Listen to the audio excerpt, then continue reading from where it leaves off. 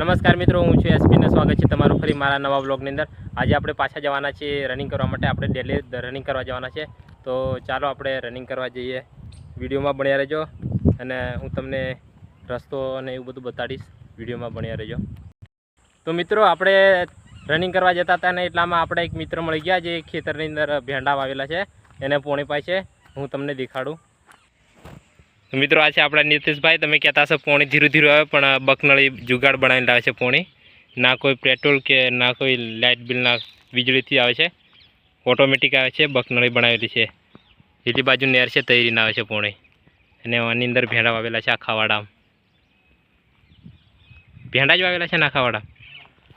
પેલી બાજુથી વાવેલા છે, આ બાજુ દેખાતી છે તમને વાડ કરેલી, અને આ બાજુ પોણી પાવાનું ચાલુ છે। થોડાક દિવસમાં ઉગી જશે હવે। આપણે આપણા મિત્રના વાડાથી નાહી આવેલા છે અને આપણે ટેમરે ખાવા આવેલા છે, અને પાછળ છે આપણું જૂનું રનિંગ તેમજ ક્રિકેટ ગ્રાઉન્ડ। ને આપણે ટેમરે જોઈએ મળી જતો તો જોઈએ આપણે। મિત્રો, આ છે ટેમરાનું ઝાડ, અને આપણે ટેમરે જોવાના છે, કારણ કે અહીંયા બધા જેટલા પણ વાટે જતા આવતા હોય ને બધા ટેમરે જોઈ જ લીજાય છે। આપણું નીક મળ્યું ખરું નસીબનું, બીજે બી જોઈએ મળી જતો। બીજું મળ્યું વધારે પાકી ગયેલું છે નીકમ રાખે। આપણા નસીબમાં ખાલી એક જ એટલું હતું, સારું છે। આ બધા ખા કંદી એવા કલરને એટલે આપણું મળવાનું મુશ્કેલ। આ બાજુ એક મળ્યું, એક એટલું આપણે ખાઈ લઈએ ત્યારે શું કરીએ। લાગેલ જ ઘણે છે ઉપર, પણ હજુ કાસ છે અને ઉપર સડાઈ ઊંધી ને। અને આ બાજુ છે અમારા બળિયાદેવ એમ કે ને અમારા ગામડાની અંદર ઘોડો ઢાબુ છે। આ પ્રકારની બધી તમને જૂની તેમજ અલગ અલગ પ્રકારની મૂર્તિઓ તમને જોવા મળશે। ઘોડો ઢાબુ કે અમારોને બસ આપણું એક એટલું મળ્યું, આપણે એક લઈને જતા રહ્યા અને આપણું પાણી બોટલ પણ લઈ લઈએ। તો મિત્રો, હવે આપણે તળાવ પર આવી ગયેલા છે। તમે જોઈ શકો છો મારી પાછળ છે તળાવ, અને આપણે હવે લગભગ 10-15 મિનિટની અંદર આપણે આપણા ગ્રાઉન્ડ પર પહોંચી જવાના છીએ। અને પાછળ સનસેટ પણ મસ્ત થાય છે, અને આ બાજુ મુરલા પણ વેણી ખાય ને તમને દેખાતું છે। તો આપણે ગ્રાઉન્ડ પર જઈને મળીએ। મિત્રો, આપણે ગ્રાઉન્ડ પર જઈ રહ્યા છીએ। આ બાજુ મુરલા પાણી પીવા આવેલા, અને આ બાજુ મસ્ત એવું વાતાવરણ મળ્યું છે। અને અત્યારે મૂળને પણ પાનખળી આવી ગયેલી છે, એટલે મૂળો પડવાનું આવે ડાઉન થઈ ગયેલું છે। અને પાછળની સાઈડ મસ્ત એવો સનસેટ થાય છે। આ વચમાં મૂળો ને એની પાછળ મસ્ત એવો સનસેટ થઈ ગયેલો, મસ્ત ફોટો અહીં આવશે। ફોટોશૂટ કરવા માટે અત્યારનો સમય બેસ્ટ છે સમય। અને આ બાજુ જંગલ છે, અને આપણે ગ્રાઉન્ડ પર આપણે જઈએ છીએ।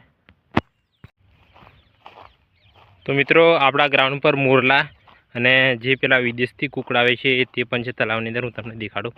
આપણે નજીક જવાની સાથે ઉડીને જે સારી વાત છે ને, તો આપણું કેમેરાની અંદર કેદ ના કરવા મળશે। મિત્રો, જો આ ઉડીને જાય છે ને એ વિદેશી કુકડા છે, વિદેશથી આવે છે। અહીંયા ઈંડા મૂકીને તેમના બચ્ચા મોટા કરી લઈને જાય છે। આહુરિયા ઠંડા પ્રદેશમાં રહે, પણ અત્યારે ઉનાળો છે તો પણ અહીંયા જ રહે છે। આ બાજુ તમને દેખાતા હશે, આ બાજુ જાય છે 10-15। અને આ બાજુ આપણા ગ્રાઉન્ડ પર મોરલા છે, એટલે મજા આવશે આજે દોડવાની। આવા વાતાવરણમાં દોડવાની મજા જ કંઈક અલગ છે। અને આ બાજુ લોકો લાકડે લઈને આવે છે જંગલમાંથી।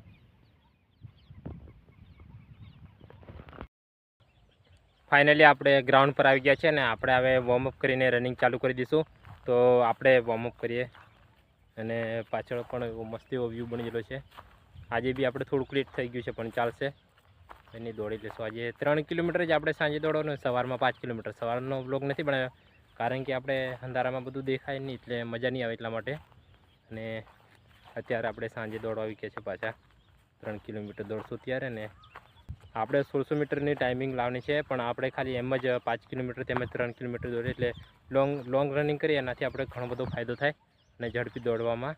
એટલા માટે આપણે લોંગ રનિંગ કરીએ છીએ। અને ચાલો આપણે વોર્મઅપ કરીએ।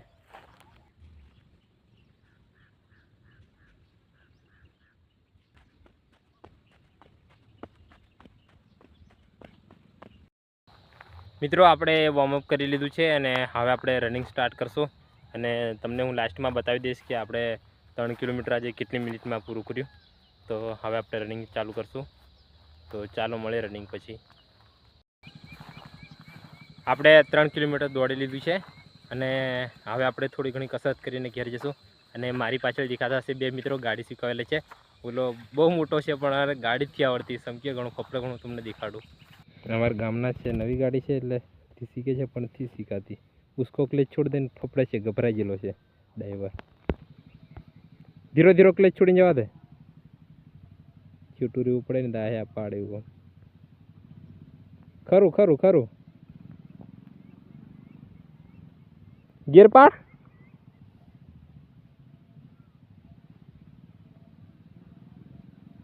છોડ દીજે આવડી ગઈ. ટોટિયા મિલતી છે ઘણો સમકે.